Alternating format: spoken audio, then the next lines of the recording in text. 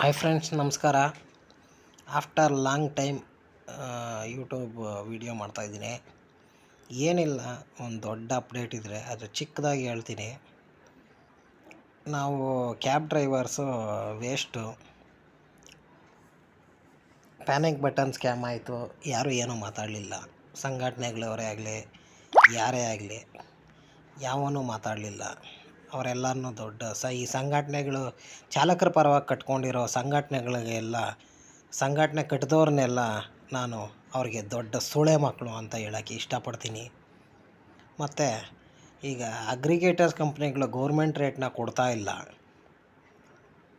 ಆದರೂ ಈ ಸೂಳೆ ಮಕ್ಕಳು ಸಂಘಟನೆ ಕಟ್ಟಿರೋ ದೊಡ್ಡ ಸೂಳೆ ಮಕ್ಕಳನ್ನ ನಾನು ಇನ್ನೊಂದು ಸತಿ ಅಭಿನಂದನೆ ಸಲ್ಲಿಸೋಕೆ ಇಷ್ಟಪಡ್ತಾಯಿದ್ದೀನಿ.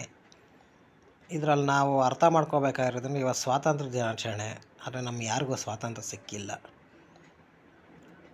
ಅಂತ ಈಗ ಗೊತ್ತಾಗ್ತಾ ಇದೆ. ನಿಮಗೆ ಯಾವಾಗ ಗೊತ್ತಾಗುತ್ತೋ ಗೊತ್ತಿಲ್ಲ. ಇವಾಗ ನೋಡ್ರೆ ಪಾರ್ಕಿಂಗ್ ರೂಲ್ಸು, ಫುಟ್ಪಾತ್ ಎತ್ತಿದ್ರು. ಫುಟ್ಪಾತಲ್ಲಿ ನಾವು ಊಟ ಮಾಡ್ತಾಯಿದ್ವಿ ಕ್ಯಾಬ್ ಡ್ರೈವರ್ಸ್ ಎಲ್ಲ, ಅದನ್ನು ಎತ್ತಿದ್ರು. ಈಗ ನೆಕ್ಸ್ಟು ನಮಗೆ ಪಾರ್ಕಿಂಗ್ ರೂಲ್ಸ್ ಮಾಡಿದ್ದಾರೆ. ಅದೇನೋ 15,000 ಕಟ್ಟಬೇಕಂತ ವರ್ಷಕ್ಕೆ ರೋಡಲ್ಲಿ ನಿಲ್ಲಿಸಿದ್ರೆ. ಇನ್ನೂ ಏನೇನು ತರ್ತಾರೋ ನೋಡೋಣ. Thank you friends.